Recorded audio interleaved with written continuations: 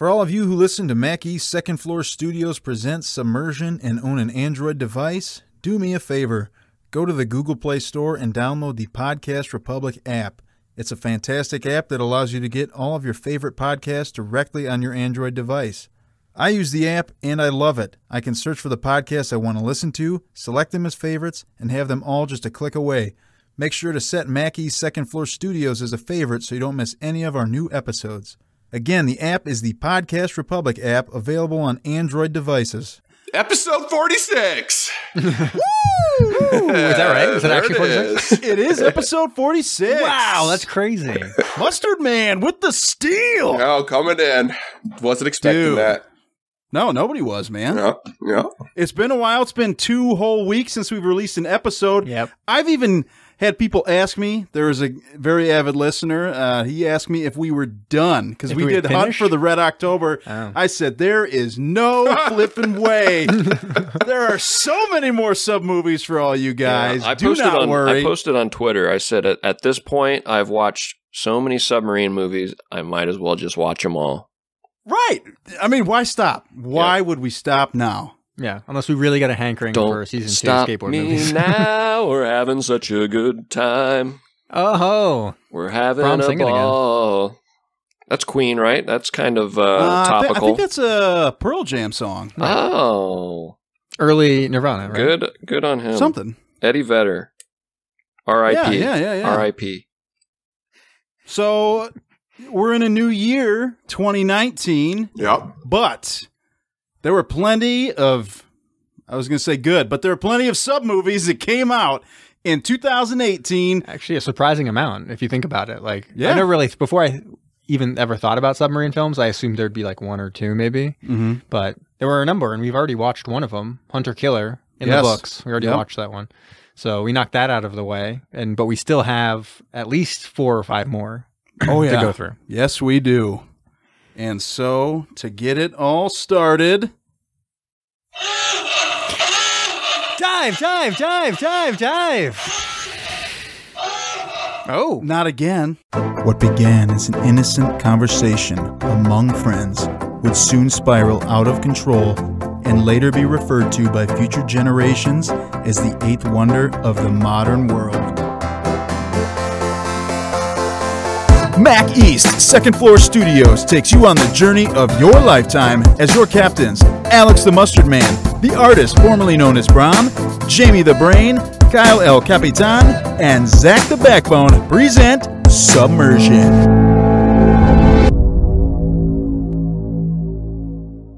Alex, you are always the one to take it away. What did we watch this week, man? We watched a thriller somewhat. About a movie and spies and trying to reveal their identity and not reveal their identity and so forth. You may have heard of this movie already. It's called Mission Impossible. No. Yes. Rogue Nation? Or what are we talking about? You will love it. Actually, it's called Blackwater 2018 film starring our favorite, Dolph Lundgren, and our second favorite, Jean-Claude Van Damme. Yeah. Yes. Take it away, boys. All right, so it also stars... Quote unquote Al stars. Sapenzia as Rhodes. Who doesn't know that superstar? Right. Courtney B. Turk as Mel. Not Courtney B. Vance. Let's be clear. Right. Courtney B. Turk. Right. And Jasmine Waltz as Cass Taylor. This movie currently on IMDb holds a 4.6. Oh, solid rating. Also has a Rotten Tomatoes user score of 23 when I last checked. And I believe a Rotten Tomatoes score of 0, but it only gets a few. It only has a few reviews. Oh, so. For critics? Yeah, it didn't. I mean, I think it only has 6 reviews or something. All of them bad. It's so. Don't let those numbers shape your opinion of this movie. I never do. You shouldn't. Right. Well, I don't. Be your own person.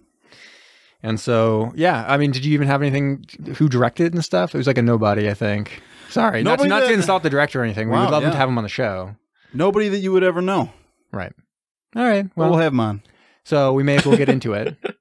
So we open up. No one has ever heard of, so there's a chance we could actually land him on the podcast. Yeah, he could actually end up on the podcast.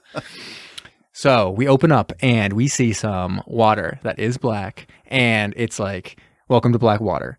and Jean-Claude Van Damme's laying on the Was there like a floor. wooden sign with white paint? Exactly. Welcome to Blackwater. Yeah. And you're like, whoa, what? What is The this? new state? Is this the future? Is apocalyptic future? And he's laying on the floor somewhere. We don't know where, or do we? And he wakes up and and it's clearly he's been like knocked out or whatever, and he's sitting on the ground, and he gets up and he's in like a little cell. Oh no, he's in prison. And so he doesn't know what's going on. He's a little disoriented, but he hears a voice from the cell next door. Who's that? And this should be quite reaffirming and quite calming, because it is the one, the only Dolph Lundgren. Right. Playing Marco, a fellow prisoner wherever they are. And he's like, slowly, old man, guess where you are? You're in prison on a fucking submarine. And we get a little shot of like a submarine going through the water. If I ever am like knocked out and wake up somewhere now, that's going to be the first place, I guess. Do you know where you're at? Holy shit, I'm on a submarine. Yeah. You're surrounded by trees. Am I on a sub? Yeah. No, Kyle, you've been watching too many shitty movies. Right. So, anyways, Dolph Lundgren's just sitting there. He's like, you know, reading a book. He's always reading books. He just loves these books. Like readers on? Yeah. And he's like got all sketches around. He's clearly had a lot of time because he's been on this submarine for a long time. And he informs Jean-Claude Van Damme that it's a black site prison. Basically, he's captured. And I think at this point, he kind of says, like, try to remember the last thing. Doesn't this make sense? What was the last thing you remember? And then wham! Flashback. Flashback. And we're in Mobile, right? Mobile? Yeah, Mobile, Alabama. I didn't want to say it wrong. I didn't want to say it like mobile, like an idiot. It's Mobile, Alabama. That's all right. There's some place called Crested Butte. I always like to call it Crested Butt. Just nice. For fun, you know? Very nice. Yeah. There's one called Elephant Butte, too. So really? You mean Elephant Butt? Oh, yeah. Oh, yeah. Miami, Connecticut. I love these jokes. And so anyways, they're in Mobile, Alabama, and Jean-Claude Van Damme, pulls up to this motel, and he's there, and oh boy, there's someone there, and he's oh my God, and he's like real scared. He's got a gun in his back. But guess who it is? Oh my word, is it his lover? Hot lady spy. Hot 25-year-old spy girl. Which is funny, because I didn't think she looked 25, but then I looked her up, and I think she was the younger of the two women. She was it's like, she's like Alexa 31 Vega from like Spy Kids all grown up. Wait, is that for real? No. Okay. Oh. I knew it sounded like a joke, but then you said it like such like not a joke. That So deadpan. Yeah. And so anyways, he's good. He's working on that. We got Jean-Claude Van Damme with his like old man body. He's like when you become like old man, you become like real like blocky kind of, right? And like sinewy. Yeah, like real sinewy and like blocky, and he just looks like thick. Yeah. And she's like not like she's like a regular person, but he's like a big like monster old person kind of thing. A monster old person. Well, like it's like how Sylvester Stallone looks now, like a monster kind just of. rough, right? Like a monster. Sure, yes. Or Mickey Rourke. Think of Mickey Rourke. Oh yeah, yeah. And the wrestler. I mean, I think about him a lot. You should. Yep. All right. And so anyways, he's got his weird old man body, and they start smooching and making out like a whole bunch, and they totally bone. Don't worry about it. And they wake up the next morning, and they're like, oh, I'd love some beef fast with my boo. And she's like, let's go grab some beef fast. And I thought you said beef fast. I did. Beef fast. Oh. Breakfast, like the kids I say. think meant beef. Oh, well, you could have beef. Just beef in the morning. Right. And so anyway, she heads off. They've got like a couple things, right? A couple MacGuffins. He's got a dongle and she's got a drive, I think, right? Yeah. He does have a dongle. I can't help but laugh when they talked about it because it's like the funniest MacGuffin name for a MacGuffin ever. Like a MacGuffin usually is something like powerful and like mysterious. So it's like the torch of wonder. It's how we will conquer the world. And it's like, I've got the dongle. They can't do anything without this dongle. It's like, cool. Right. You sound real awesome. So anyways, he's got a dongle. She's got the drive. They have to work with each other kind of. Yep. And so she heads off. And then after she heads off, he gets attacked in his motel room. Yeah, dude. And these people use the cleaning woman as a total, decoy? Yeah. She comes up, knocks on the door. She's like, hey, how you doing? And then, bam, bullets right through the chest.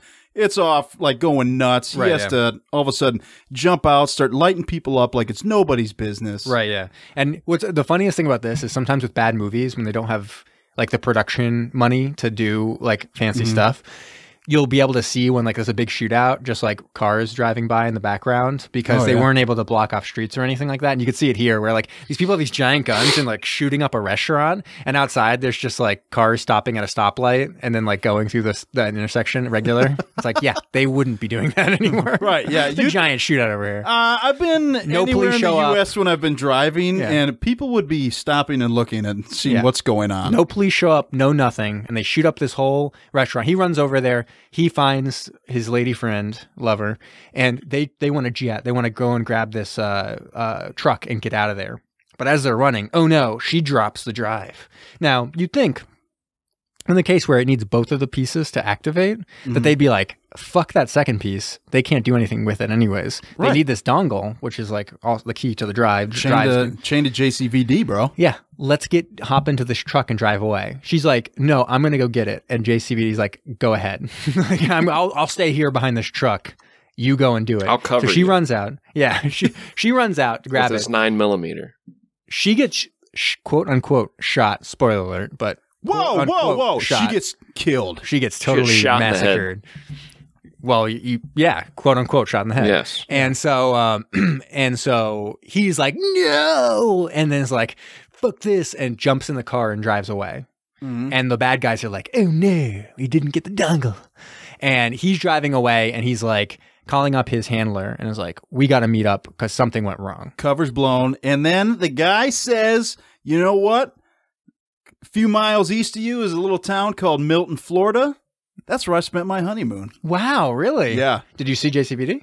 No, I did not. Oh, but I was like, no one from this part of the world would know where that is, except I went on like an adventure vacation down in Milton, Florida. Well, there we go. Yeah. I'm assuming the Panhandle.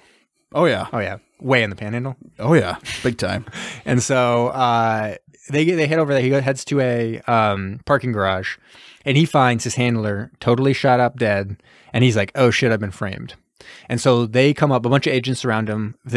He's clearly been framed for the murder of this guy. Yeah. There's a couple agents there who are like, look at this asshole.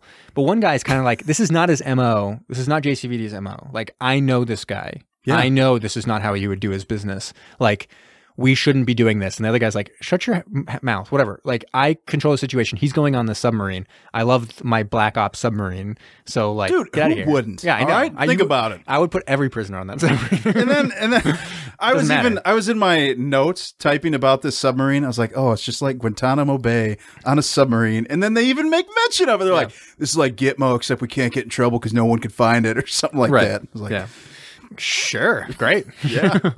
This is exactly what. Awesome. What's funny here also is they kind of break the narrative structure, because originally Marco tells JCVD, or Dolph Lundgren tells JCVD, like, remember back, think back. Now at this point, he's been like knocked out. They give him something and knock him out. Oh, yeah. But his memory continues, where you actually get to see and like a lot of the other stuff. He's not even around? No, he's not even around. They just have the people talking. I'm like, I thought this was his memory. And they even flash back to them in the cell, where it seems like he's like, oh, yeah, that's what happened. It's like, you didn't, half of that, you weren't even there. Dude, like, it's called astral projection, my friend. Oh. He's outside of his own body. Oh, I didn't get that. Yeah. First time through.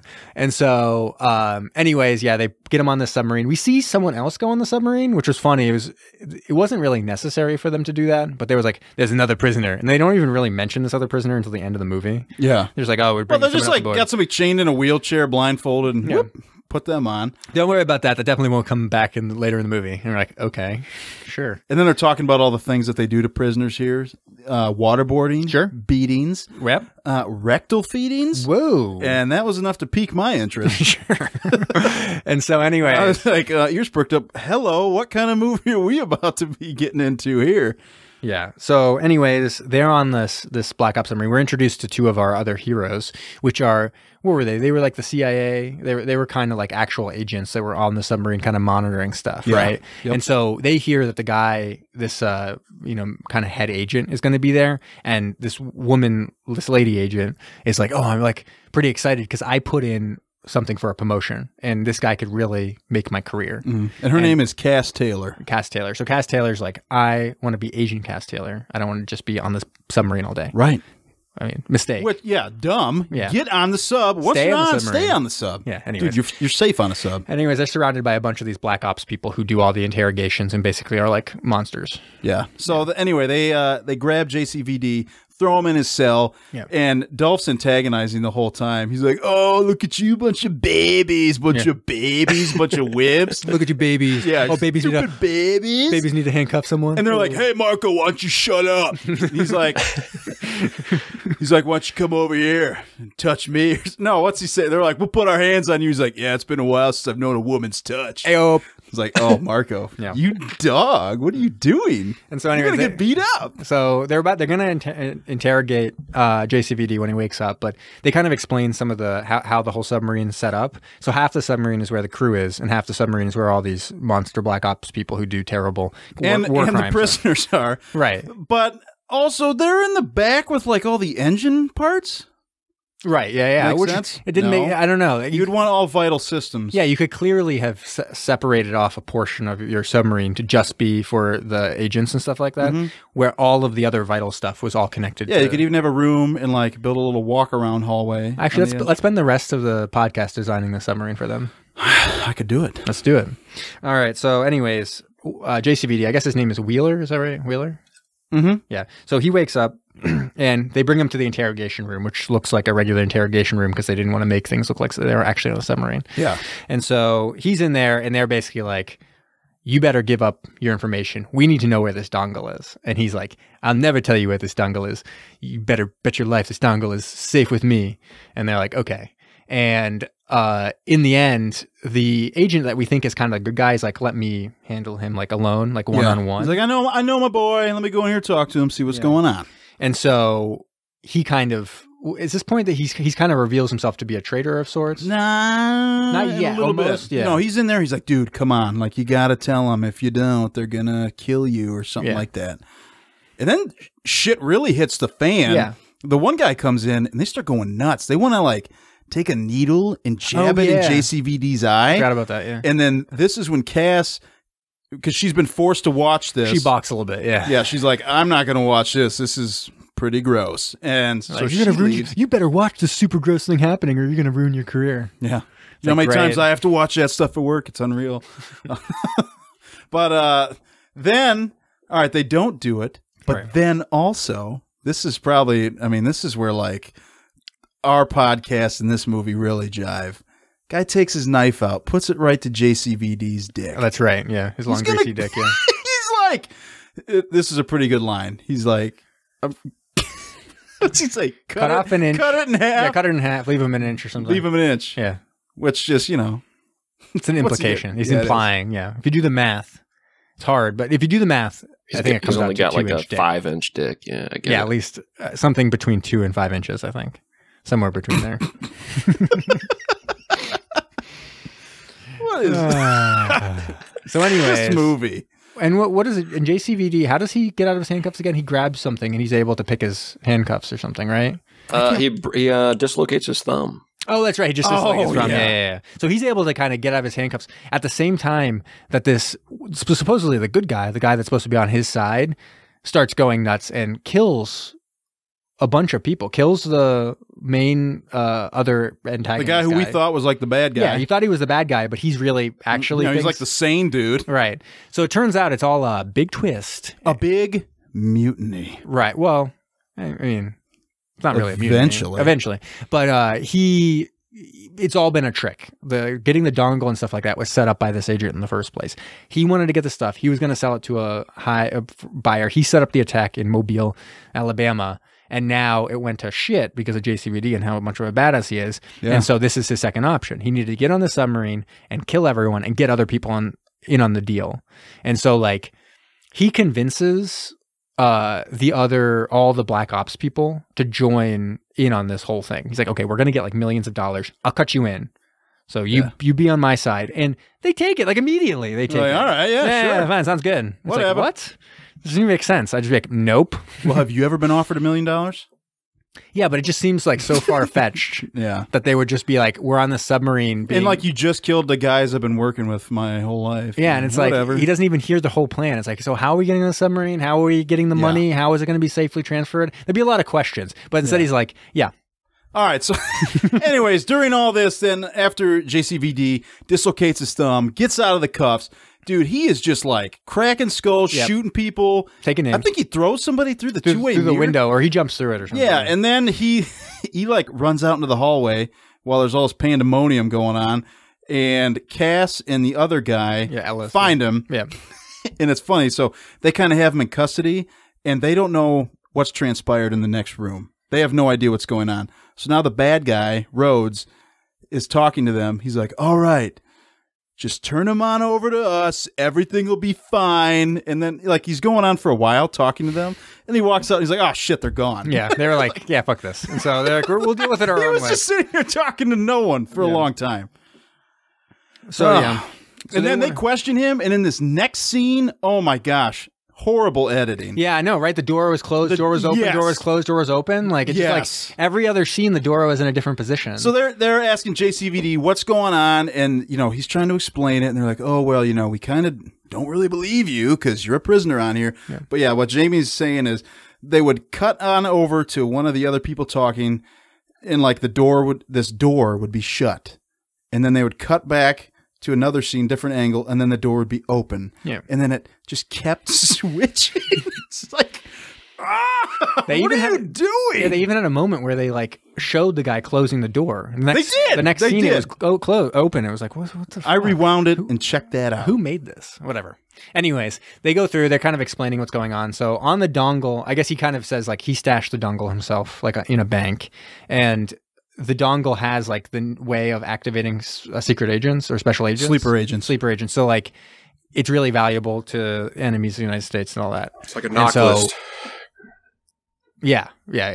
And so he's trying to figure out how best to communicate, right? Because they're trying to figure out, okay, well, what could JCV do?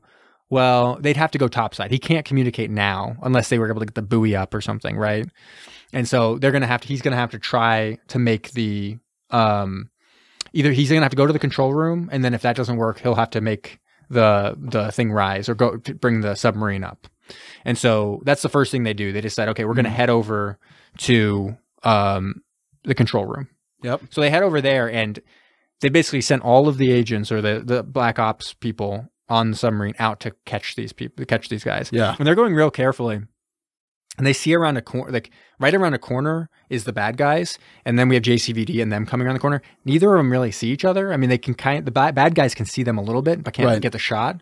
And so they can try to get some communication going. And eventually the bad guys are like, fuck this, and blow them to smithereens and actually kill Ellis, right? That was his shoot him in the neck. Yeah, shoot him in the neck. And JCVD's like, this guy's a goner. Yeah, you don't really survive a neck shot very long. Not on a submarine. Come on. No, there's no way. So like dead weight, he gets the fuck out of there. Cassie gets the hell out of there, and then she's all mad. She's like, "You let him die," and he's like, he was dying anyways." Right. So yeah. All right. If I take a bullet to the neck, feel free to leave me. Really? Yeah. You don't want me to try to save you? I'm not going to make it. I feel like it depends on where we are. Kyle, if you take any bullet, I'm leaving you. Good. Okay. Thanks, Alex. There you go. Fucking mustard, man. And so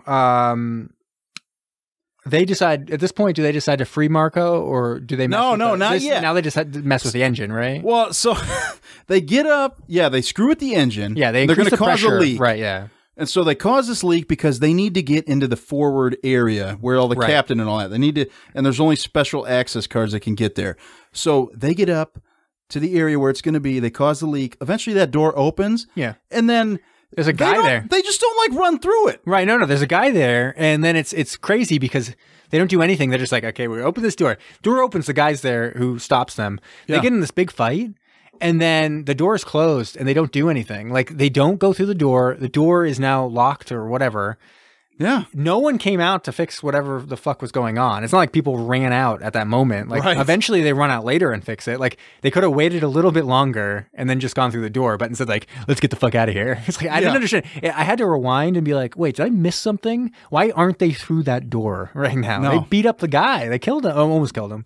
Yeah. And they could have easily just been like, all right, we're going to go on through. But no, they didn't. No. Because they needed to go back and free Dolph. They need Dolph Lundgren. Get that guy out here. So they convince him. They're like, hey, you want to be free, right? And Marco's like, I'm not so sure. And then eventually they're like, yes, let's get out of here. We're a team now. Best team ever. And so Dolph Lundgren, JCVD, finally, I'm not sure if they've ever been a team before in movies. Usually they're antagonists. Yeah, Dolph tends to play like a bad guy. Well, and it was reverse, I think, in The Expendables. I feel like JCVD was the bad guy and Dolph's on the good team. Correct. Anyways, usually they're on opposite sides. Here they're teamed up like everyone wants them to be. Ooh. And so they are going to, I guess, trap and kill the bad guys in the submarine so they can get through. Like, what it is now, okay, we're going to get the card and we're going to go through that way. Right. But in the meantime, the bad guy, he decides, you know what? They're going to end up going to the bridge and trying to do some stuff. I'm going to head that off and I'm going to, let them know what's up and make sure they surface so that we can get our rescue all going and we can get our money and get paid and laid and all that. Yeah. And so he heads up to the captain's bridge and the captain is like, whoa, what the fuck's going on here? Mm-hmm. And the guy's like, oh, I'm the CIA. Like, totally don't worry about it. Totally bring the submarine up and like, everything's gonna be fine. And he's like, this is very shady and very weird. And I don't believe you. And also, I don't care about your CIA dick, right? You got, if I cut it in half, you'd have 1 inch. Am I right? Oh! Because check out my captain dick. It goes all the way down to the floor. Like I have to watch when I turn so I don't like slap people with my dick, right? Yeah. Yeah. And so drags behind him. Exactly. Because he was a captain. And so he's like, I'm still in charge. I'm going to call this in and double check your story. And so anyways, JCVD, I'm just saying what I saw in the movie. Yeah. No, I know. That is what happened. I mean, he gave me a look like that didn't happen. No, like no, I did not. Oh. I was moving because I was sitting uncomfortably. Okay. I wasn't uncomfortable because of the words you were using. Right. Sure. And so they trick the bad guys into ending up in the kitchen or something, right? So they use Cass as bait. They make her look like she's dead. And then that's right. The guys run up on her, and then wham! Dolph and JCVD out. They take out a bunch of people. Boom, boom, boom, boom, boom. Kill them all. Yeah. Choking people out. Right. And then they trick them. They're like, hey, we figured him out. Like, we got him. Like, go up to the cafeteria. And he's like, wait, you sounded a little different. You almost sounded like Marco, that prisoner who's vaguely from Sweden. And he's like, nope, not me. Not me. No, definitely come up to the cafeteria. And he's like, okay, guys, let's go up to the cafeteria. Sounds like they got him. Yep. And so they head up and get totally messed up. They're like, get killed. Then they're like, oh, here's like the key. Head up to the bridge. And they're like, Marco, have fun. And they leave him and the main torturer guy. Yeah, they leave him to totally torture this person.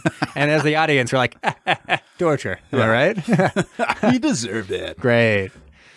And so anyways, they head up to the bridge and they bust into the bridge and they're like, hey, we're the CIA and we need help. And they're like, wait, we got 2 people here claiming they need the CIA. What's going on here? I already called in his shit and everything like worked out. Yeah. It sounded legit. And now you're coming up here saying it's not legit and not too legit to quit kind of stuff.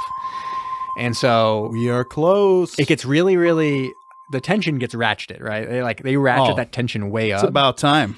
And to the point where the bad guy like freaks out. Like he just basically is like, fuck it. He's like, haha, and he grabs the captain. It's like, I'm going to blow his head off. And then he says like to the captain, like, give them the order to surface the boat. Give the order to surface the boat. And eventually the captain's like, surface the boat. And the 2 people are like, aye, sir. Is that really how it works? If a captain of a U.S. submarine got taken hostage, wouldn't they be like, Article 5, Section C or something, like he's no longer the captain since someone else has a gun to his head telling him to give orders. Right. I don't know. But they're just like, yes, sir, yes, sir. You gave an order. Orders are orders. Fire that nuclear warhead, sir. Just doing my job. Click. And up goes the submarine. Yeah. You're like, oh, shit. When you're court-martialed later, you can explain that. Look, I took the order. Yeah, he gave an order. His mouth moved and an order came out. I'm not sure what I was supposed to do. Yeah. I don't know. Maybe I'm wrong. Maybe you're supposed to listen to the captain. I don't know. I would think he wouldn't be the captain anymore. Technically. I don't know. Yeah. But check mark, mutiny. Right. Oh, sure. Check. Well, they're not really like crew members. That's true. Yeah. So anyways, they all start to, there's like a big shootout or whatever. Oh, but dude, before this, guess who shows up? Mel, JCVD's old lover. I forgot about that. How could I forget it? Didn't die. No, she was the prisoner who got wheeled in on that wheelchair. There's a great prisoner. great one-liner there where the bad dude's like challenging JCVD or whatever, like, looks like you got yourself a new partner or whatever, and JCVD's like, well, I sure know how to pick him, and he's like, do you? And then she walks in and she's betrayed. She's been a double agent. Yeah, dude. Yeah. And so anyway, she is a stage 5 crazy clinger lady. Oh, yeah. She just grabs him and starts making out with him. Grabs him straight by the dick. Yeah. Pulls him to her. Almost a third his age. Reels him in by the dick and gives smooches on his face. Yeah. Nah. And nah. Sure. And while they're all distracted by this or something, then there's a big shootout. I can't remember how this all proceeded. No, that's like literally what happened. I feel like they were like making out, and then because of the distraction, like everyone was like staring at them making out, like, whoa, check it out. And then somebody just like whips out a gun, and they blow each other up, and eventually, and they turn on the microphone so that like the people who are on the boat hear all this stuff, so they're vindicated in the end. They have this recording of the bad guy saying how like what a bad guy he is, and the woman saying like what a bad lady she is and stuff like that. Yep.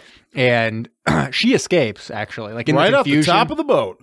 In the confusion, she gets out, and during the rescue. So, anyways, we get like a postscript scene where they're in the end. It's like, oh, you've been vindicated. The CIA backs you, and guess what? How about you would like a promotion? How about you be partners, and you're going to track down this lady and take her out because she's like an enemy of the state now. But dude, the whole time JCVD is wearing these like sunglasses. Super sexy purple smoked out sunglasses. Yeah, it's like, pretty great. What is this?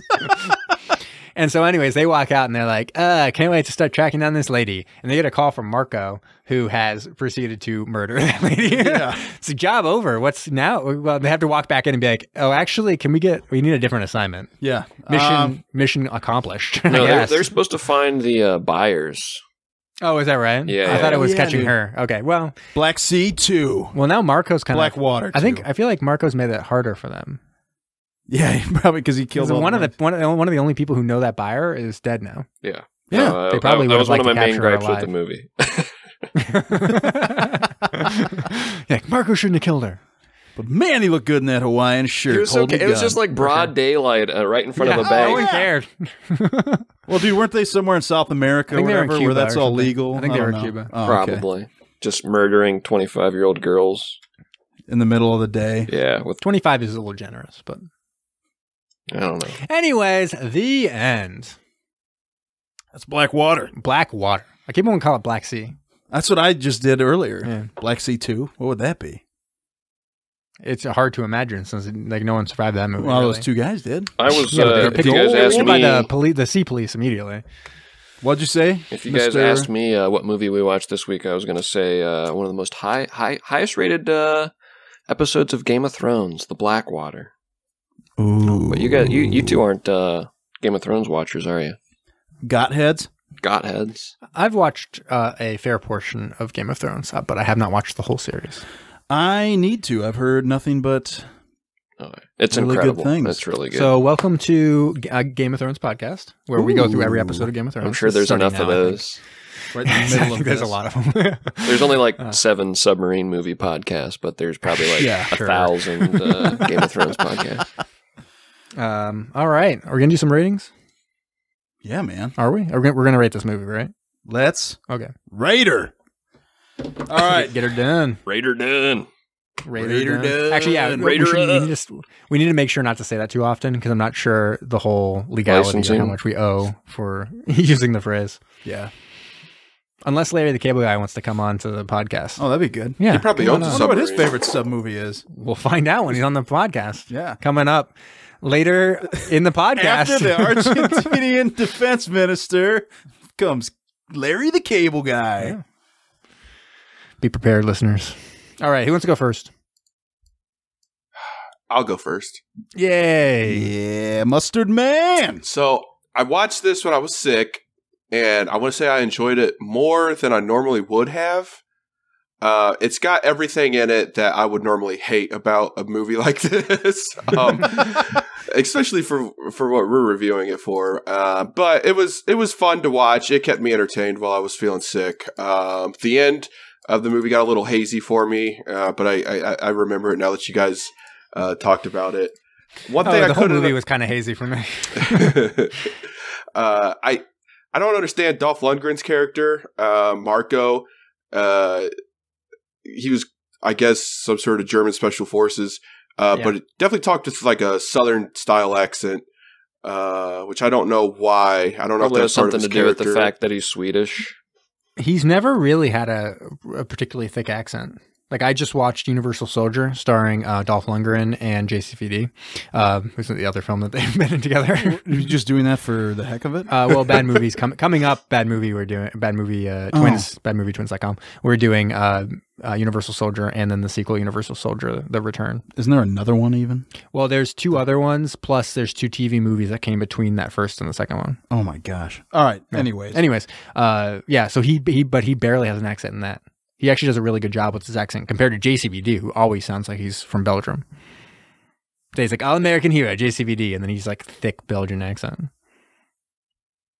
Who's got a good Belgian accent? Not me. No. What the hell was that? France. I'm from France. Perfect. Nailed it. All right, so continue. Yeah. Anyways, unlike what was that terrible movie we watched, like Blow or something, that was supposed to take place on a submarine, but starring Johnny Depp, but clearly was inside of a warehouse. This one, you could tell they did a little bit better of a job trying to make it look like they're actually a submarine. You can still kind of tell some scenes they weren't, but it looked a hell of a lot better. So I at least admired the fact that they took the time to do that. Overall, I'm going to give this thing a 4.5. It, had some funny lines in it, made me laugh. I was entertained. Believe it or not, I actually watched all of it. So, higher than what it should have normally been. Is that a first, man? You watched the whole movie? Well, I've watched all the movies. It was a joke. Come on. It's just a joke. Come on. Brom, you want to go next? Sure. I think we've covered it. No spoilers really here. With this was not a great film. It was almost teetering on that so bad it was funny at times. I did think the coolest scene, most redeeming scene, was when he jumped through the 2-way mirror, and he didn't know where the guy. He didn't know, but he knew where the guy was going to be behind the mirror, and he tackles the dude as he jumps through the mirror, which was pretty badass. But movie looked like they had like $1 million and laser tag facility, and they're like, who can we get to be in a movie, and what should it be? They're like, we can make this into like a submarine set. Oh, okay. So what's the idea? If you had to guess, what would you guess the budget to be? It's probably way more than $1 million, of course, but it didn't look like it. I would say. I believe it was. I will say $25 million. No, I believe it was between 5 and 10 million. But still, I feel like a lot of that went to, weirdly, still, I think a bunch of it went to getting Jean-Claude Van Damme and Dolph Lundgren on board. Yeah, I still think they probably carry not a crazy huge amount, but still, but a decent price tag. Yeah, can't get them for nothing. I'm looking here. What I gave Steel Sharks, I gave that a 3. Yeah, I'd put this in the same vein. I'm going to give this one a 3 as well. What did I give Steel Sharks? 3? Yeah, and what did I give Steel Sharks? We all want to know. It's kind of like the measure right now. Jamie gave Steel Sharks a 3.5. Kyle gave it a 3. All right, so that's really? That's a good gauge for me. Not that low.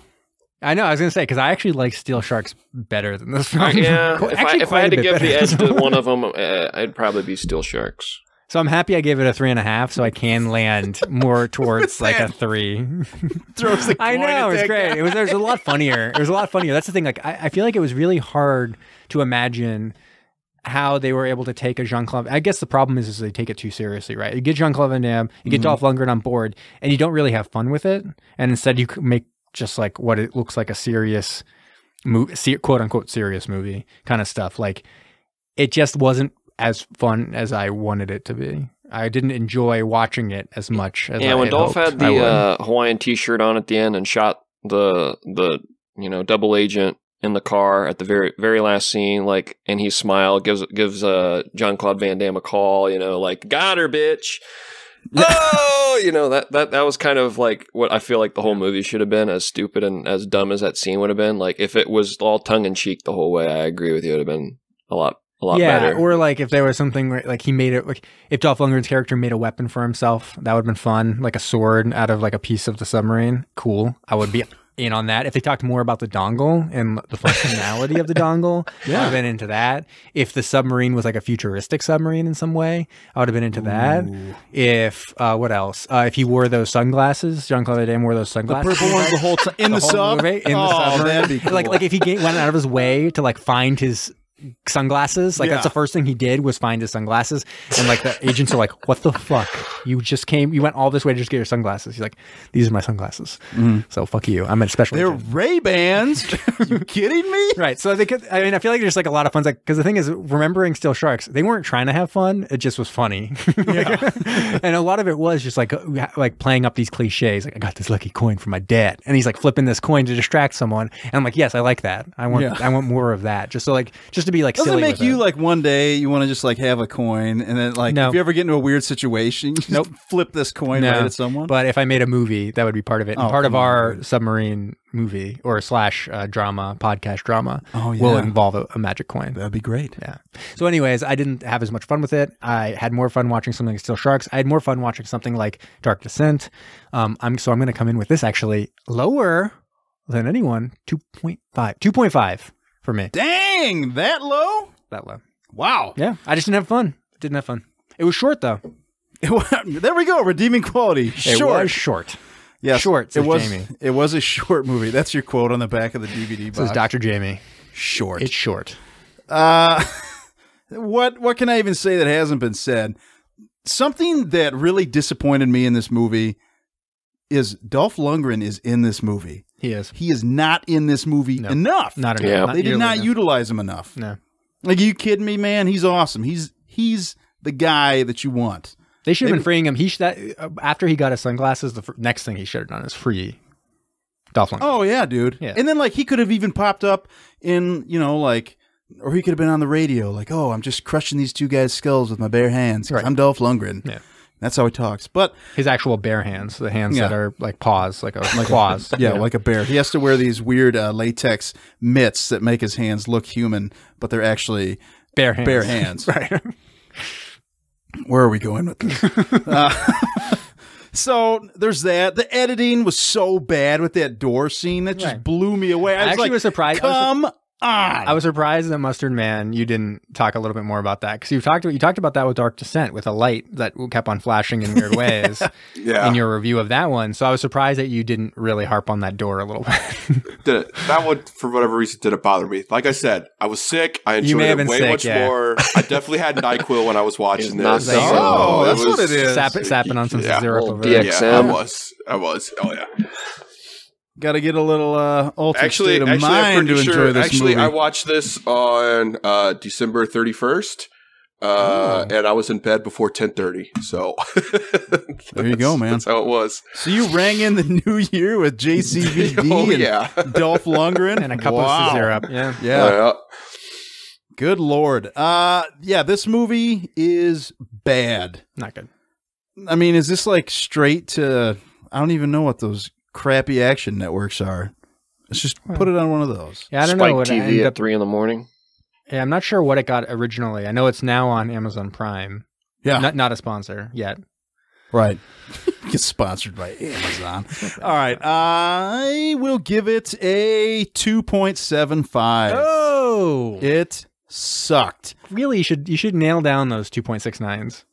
Yeah, I should. Yeah. Anyways. All right. Yeah. Oh, do you have any trivia on this movie? Yeah, so I did some extensive research. I didn't actually. But so I was just going to say Van Damme and Lundgren, they previously worked together on Universal Soldier, 2 of its sequels, so Universal Soldier Regeneration and Universal Soldier Day of Reckoning. And then the Expendables 2. Now, they were definitely antagonists or against each other in Universal Soldier. The sequels, I'm not so certain. They may have ended up on the same side. Enemies become friends and friends become enemies. It definitely could be. But anyways. Those are my favorite types of movies. Yeah, so according to the screenwriter, the film came together when the producer, Richard Switzer, called him up and said he wanted to do an action film set in a submarine. That was it, really. And we took it from there. Seriously, that's it? That's it. That's amazing. That's all that happened. Can you imagine if we could call somebody?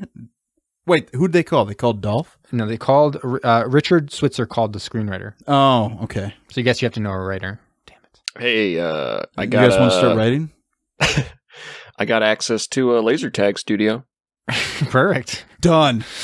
All right. So it was filmed on the battleship USS Alabama because a submarine in Mobile, Alabama, which was the USS Drum, was too cramped for filming. So they did a little bit with the USS Drum, but not much. Dude, we've seen other movies filmed in subs. Besides, the director said the USS Drum is a Gatto-class submarine, and they were more into the idea. They wanted to go for more of like an Ohio-class or a Virginia-class submarine. Oh. Which seems a little strange because why would they make a state-of-the-art nuclear attack submarine into a floating jail? That is a good question. You'd think you would take an old retired, like a Gatto, one you're going to maybe phase out. Class submarine. Yeah. This is it now. This is now a prison. Right. Anyways, they used underwater stock footage from Crimson Tide. I feel like this may be like the 4th time we've seen that stock footage. It's just hard to nail down exactly when you see it. It's Crimson Tide nailed it. All right, so you may think Van Damme is just a funny joke now, but there was a time when he was doing his splits to cheering crowds, and it wasn't that long ago. So he sometimes even appeared with famous people in those films, and I emphasize people, not necessarily actors, for what's upcoming. Okay. So, who are these other famous people would have maybe have done well in this film? All right. So I threw a couple kind of smaller names here just to make sure, keep you guys on the toes, whether you know them or not. So I assume you know Forrest Whitaker. Yes. Oh, yeah. Okay. So he was in Bloodsport with Van Damme. So where would he fit in, do you think? I feel like he's a good guy, right? I think he'd be a good captain. Yeah, I think you're right. You have to be a good guy. I don't think you can have him I could see him be the ball-busting guy at the beginning that is just on a penchant to find JCVD and then gets killed by the real bad guy.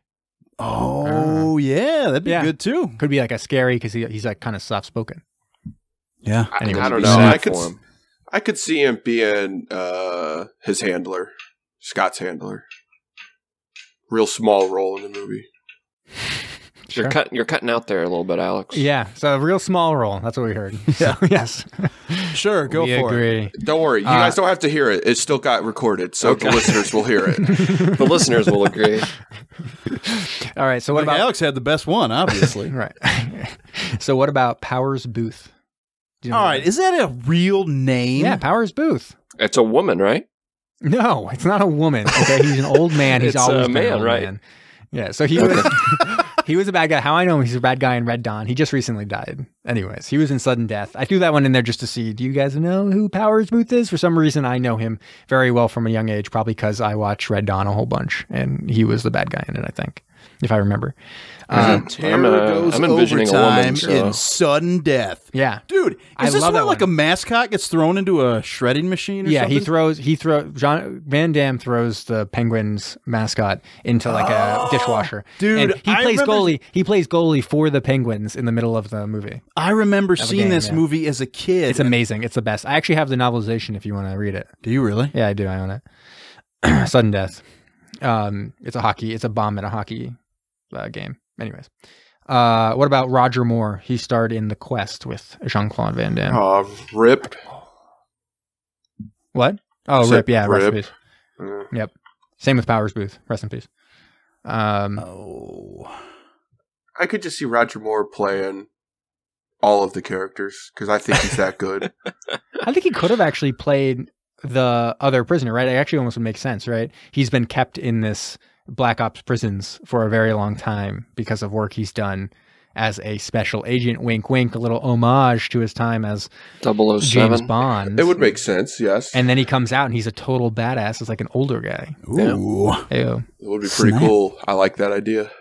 All right, so here's where I used more of like a famous person. Oh. What about Dennis Rodman? Oh, team? yeah, dude. Dennis Rodman is Dolph. I want Dennis Rodman running around on that submarine. Yes. People would be terrified. Yeah, I just hope he doesn't improvise some of his lines and talks some about like North Korea and how we needed like a better deal for his favorite dictator or something. Yeah. Man, this is way spacier than that North Korean stuff I just got off. Jesus Christ. What are you talking about? Oh my God. How many more days do we have to film with this dude? Yeah. What about Rob Schneider, who was with him in Knockoff? Oh, no. I don't want him in my movie at all. Get him out So of you there. just toss him out. So maybe he's one of the people who gets killed in the beginning during the shootout. I'd be fine with that.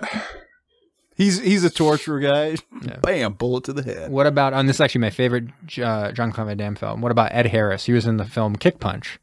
With Jean-Claude Van Damme. This is the best one. Kick Punch. I swear, I mean, it tells you everything about it. Yeah, that's a movie I'm going to watch. Yeah, Kick Punch. Well, Ed Harris is obviously JCVD. Yes, I think that's right. Yeah. Yeah. Yeah. And he's got like a much sexier, stringy old man person body. Yeah. Yeah. So then he could just like, I mean, it'd be really one of those things where he'd wake up in the prison and part of getting out of his handcuffs was he'd have to tear off his shirt and pour oil all over himself, right? Yeah, and he can just grease his way out of the handcuffs. That would make sense.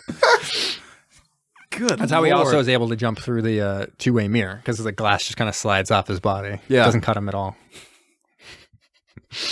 Anyways, it's this old man running around a submarine dripping in grease. Anyways, Phantom Zone. Tackle that guy. We can't. He's too slick. He's like a greased pig. Yeah, maybe it's like a right. super thin steel, and they don't allow guns on the boat, so it's all pugilists. So they're trying to tackle him, and they can't. Give them that plot device that they have to grab him, and they just can't get him like a greased pig. They've got him like a flashlight shines on him. They got him cornered in the stuff. 10 guys jump on him. He just like wiggles out of it. Anyways.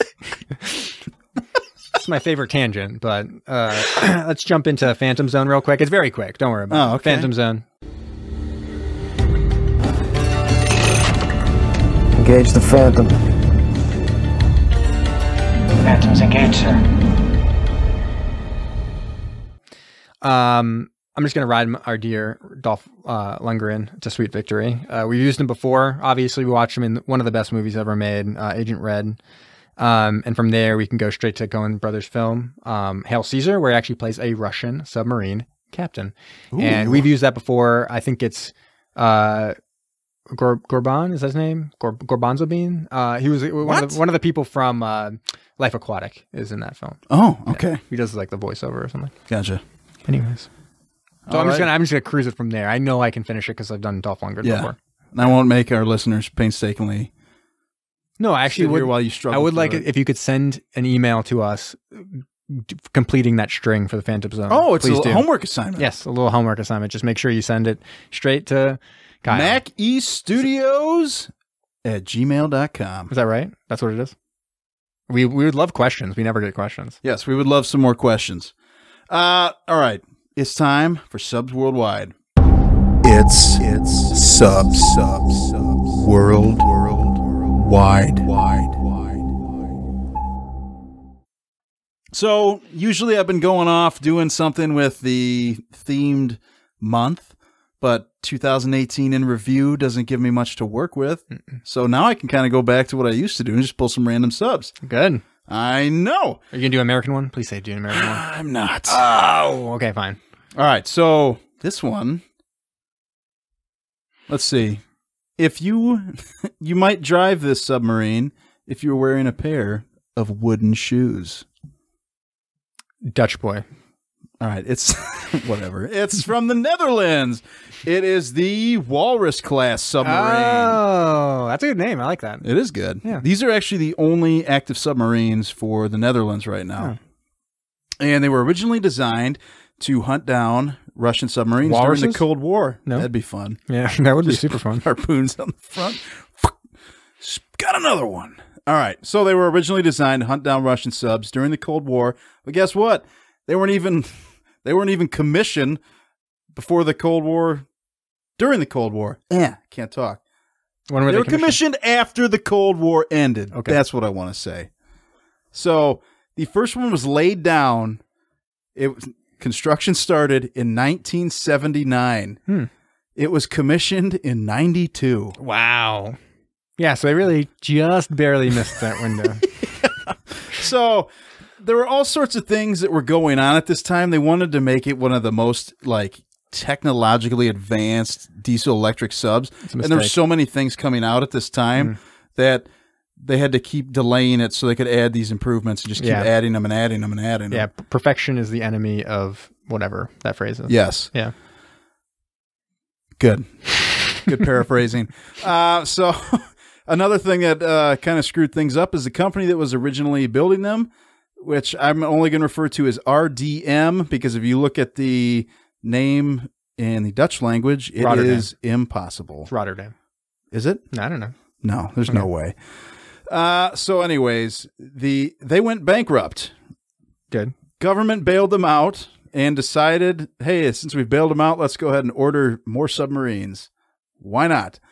And during one of the builds, the reason that it took to 92, there was one that was actually commissioned before the first one that was laid down in 90, but the first one that was laid down, the command center caught fire, had a fire for 5 hours inside it. Nice.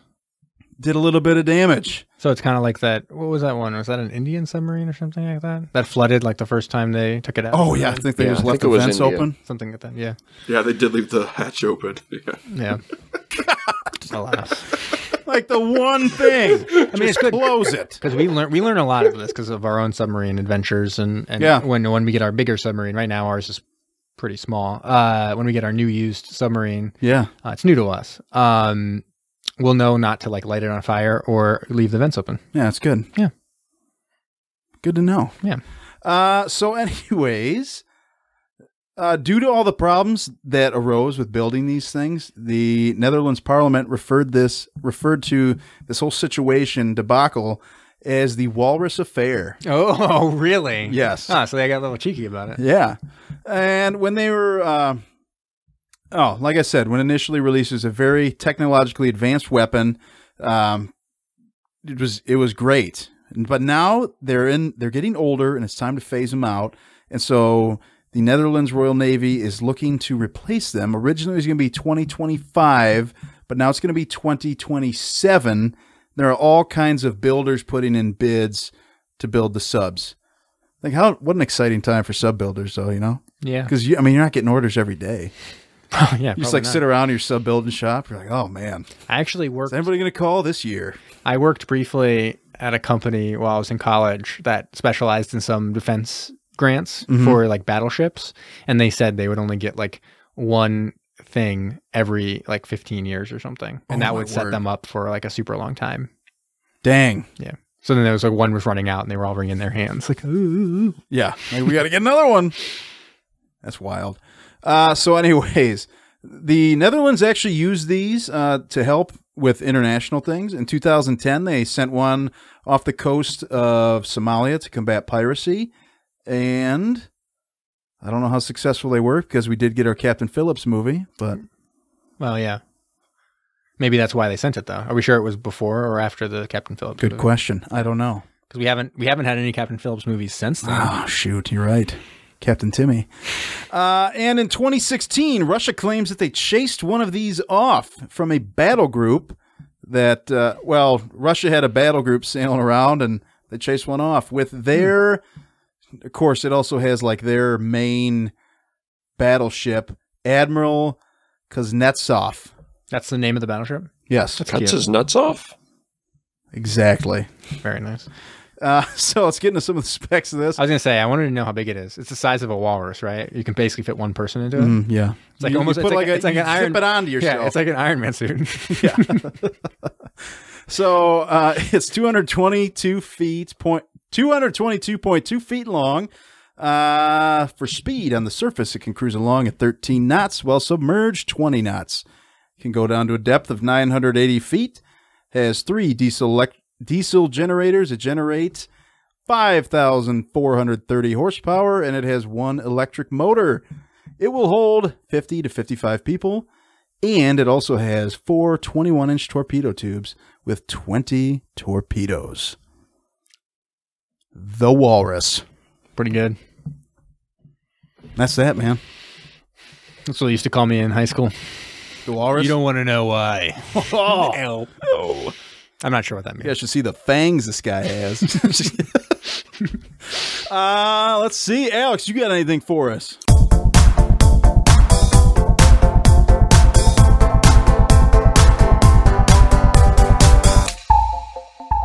You guys think I was actually looking up news? Well, I did a little bit of research for some sub news this week. Nice.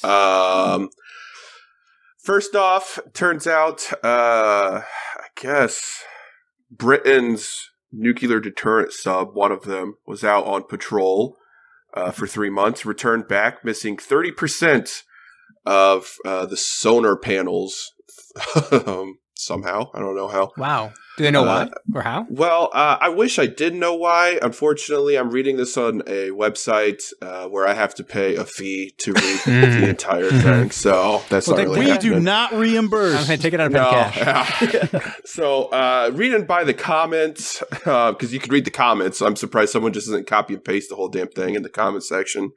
They said it was probably up in the Arctic and probably just general damage from up there, but the article made it seem like 30% of it was quite a bit. I did try to look up to see, how many actually sonar panels are on the submarine, but I couldn't find any answer, and Google just wanted to keep telling me there's solar panels on the submarine, so I knew that wasn't correct. Oh. So I gave up. Obviously, you need a solar panel on a submarine. Yeah, why not? Obviously, yeah. And then I also found another article that's supposed to keep Americans afraid of China and Russian submarines, because the U.S. Navy fears that Chinese submarines could now sink aircraft carriers. I don't know if you've talked about this one or not, but it's called the Type 039A or Yuan class submarine. I can't remember off the top of my head. Yeah, I don't know. But the article is pretty long, pretty good, and it mentions our boy H.I. Sutton as one of the people that they went through and talked to about this. So pretty good. Also, H.I. Sutton is he's an author, I believe. We've talked about him before, if I recall right. But for listeners out there, show. Yeah, for listeners out there who don't know who H.I. Sutton it is, if you Twitter him, it is not the Holiday Inn, it's Sutton over in England, just so you know. Great. Yep. Last but not least, this one isn't really submarine news, but since we watched a movie with like sleeper agents and everything in it, I found an article that has to do with sleeper agents, and from what I could tell, I might be wrong, but Russia now has more sleeper agents in the West than they did during the Cold War. So, Cold War might not even be over, and we never know. Tube 3 ready to fire, sir. Commence the countdown. 5, 4, 3, 2, 1. Give it to me. All right, Brom, you got something to finish this thing off? I do. I'm good at finishing things off, and I'm going to finish this off. Okay, it's...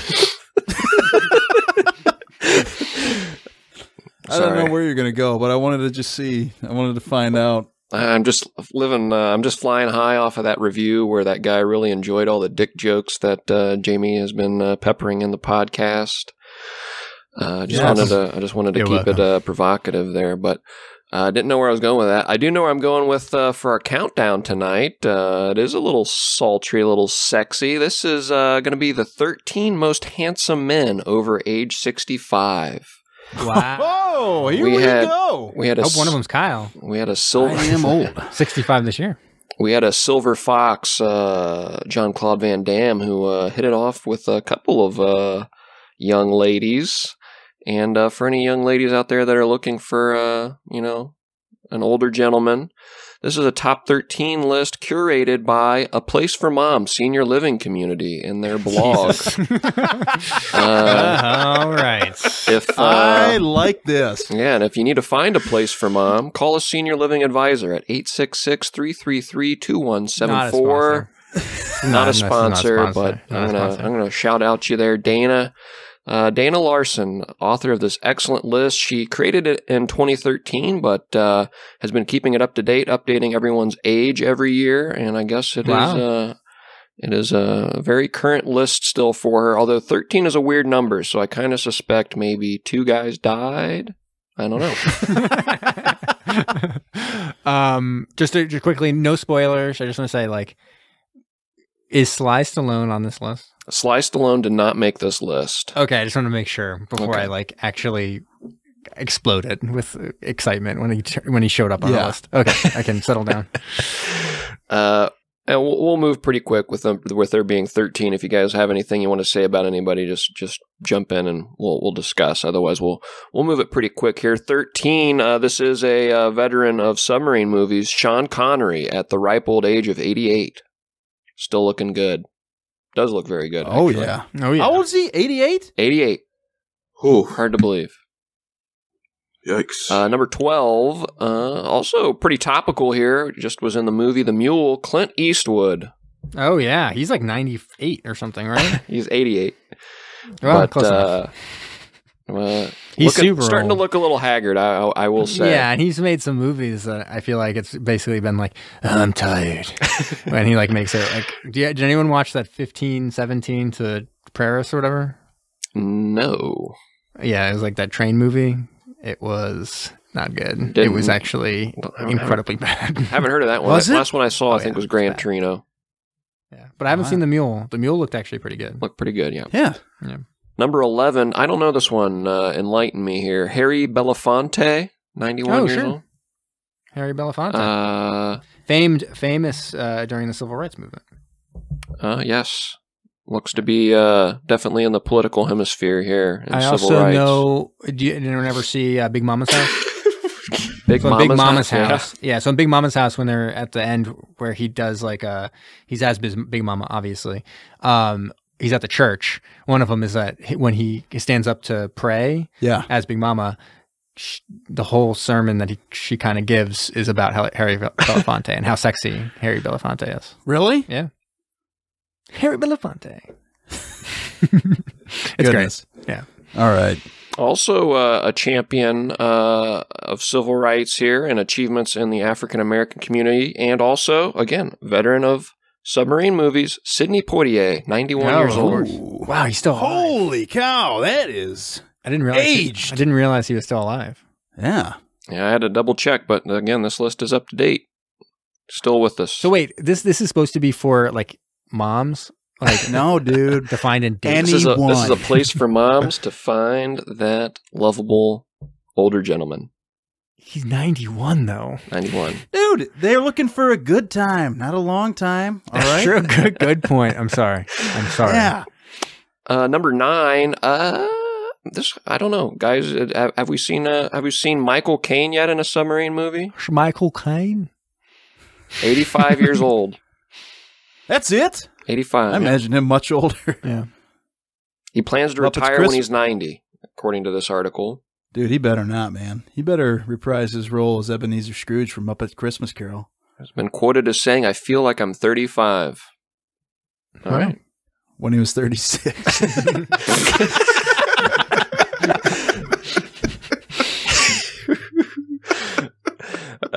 Number 8. Here we go. Another submarine vet here. Billy D. Williams, 81 years old. Oh, wow. Oh, yeah. Billy D. Finally one I agree with. Billy D. Yeah. They don't call him Billy D for nothing. Am I right? Oh. Ladies. Man, how old was he? 81? 81. Jeez, there's no way. That's how old he is now. Yeah, I know. That's still, jeez. You think he It's looked crazy. older or younger? Younger. Guy's full of life. Yeah, he looks good.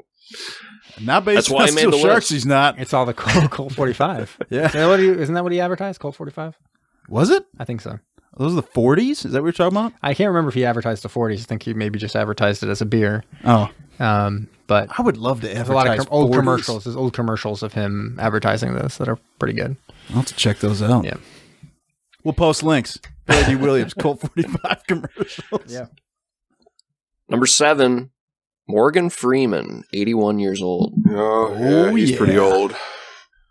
Certainly. All right. So you're not surprised by Morgan Freeman, but you're surprised by Billy D. Williams? Yeah, for whatever reason. Yeah. This one, Yeah. I'd have to imagine he's older, but I guess not. Number 6, Martin Sheen, 78. Dang. Yeah, he's pretty old. I heard rumors of West Wing coming back together. Obviously, I don't think Martin Sheen could physically be president anymore. He'd look way too old to be serving like a late term. I don't even know how that show ends if he dies how or old was he, whatever. though? 78. Oh, yeah. 78's pretty old. Pretty Eh. old. Well, spoilers, he did leave office at the end of West Wing, Did he? and they elected Okay. a new president. So, yeah. Gotcha. Great, dude. Grover Cleveland Spoiler. Hey, sorry. Number 5, Charlie Rose, 76. American Charlie journalist. Rose. I feel like, hasn't he been in the 60 news Minutes, for I not good think? things lately? Yeah, dude. How up to date is this list? I don't think anyone's going after Charlie Rose lately. I feel like he's been in some hot water. Yeah. For some not good things. That does we sound do familiar. not support it. We do not not support support it. it. We do not support Charlie Rose being listed as a sexy old man. Dad, get him off this list. All right, he's off. We booted him. He's official off the list. All right. Ladies, you're Martin welcome. Sheen is our new number 5. Get out of here, Charlie Rose. Number 4, Steve Martin, 73. Ooh. Oh, He's got that white hair. yeah. It's pretty good. Plays the banjo quite a bit. I wonder if Very the, good at that. Yes. I wonder Still if the doing, carpets still doing match the comedy. drapes. Am I right? Oh. Still touring last time I checked with friend of the show. Short, right? Who? Wasn't it Martin Short? Yep. Did you say friend of the show? Friend of the show, Martin Short. Obviously. Who's number 4? Space. Right? That was number 4, yeah. Martin Short, no, did not make the list. Sorry, guys. God. Number 3, I had to look him up. I do recognize him, and he is a handsome chap. Jose Carreras, 71. He is a Spanish opera star. Huh. But I did recognize him when I looked him up. You can check him out later for yourself Dude. if you're interested in an older man. Is Danny Trejo on this list? Danny Trejo unfortunately did not make the top It's 13. funny you mentioned him. He was on the list of actors that I had for who has been in movies with Jean-Claude Van Damme, but I cut him for time. Dude, Danny Trejo's the man. Yeah, with Charlie Rose being ejected, maybe Dana will add him. Ooh. Maybe. Maybe he's on the bubble. Maybe. Les Can I- Ryder. So wait, is this, What's the age again? How old you gotta be? 65 to 90. Oh, yeah, he's in there. He's in there, all right. so wait, which number are we on? Are we in 3 or 2? We're number 2. Okay. You guys want to take I'm any gonna guess guesses? number 1. Okay. No. I'm going to guess number 1. All right. Number 2, football personality. Still does some John Madden. broadcasting. No. Damn. It's starting to lose it. Every time I hear him talk anymore, giving the Lou Holtz. play-by-play. No. Terry Bradshaw. 70 years old. Jesus. Dang. Number 1, what are your guesses? Steve Buscemi. Done.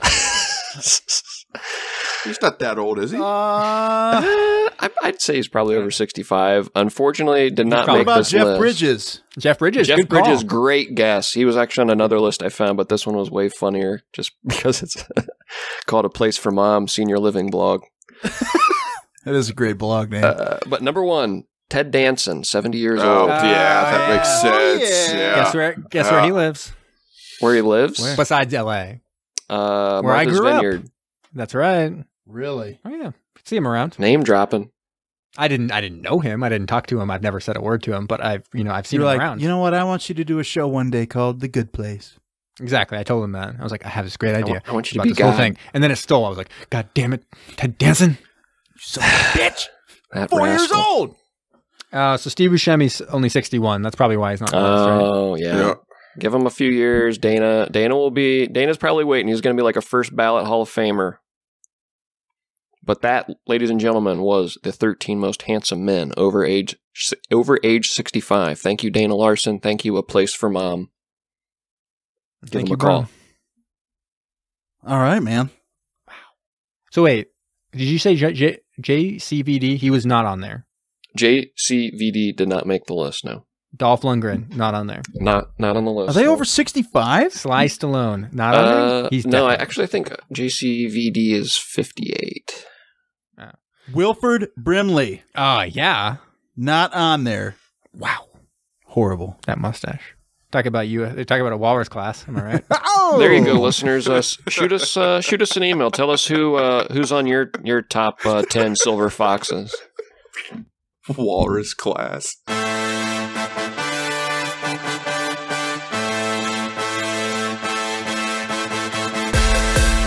Thanks for listening to Submersion.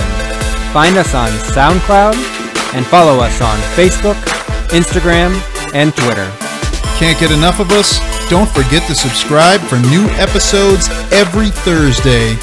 And if you like what you heard, please go ahead and give us a rating.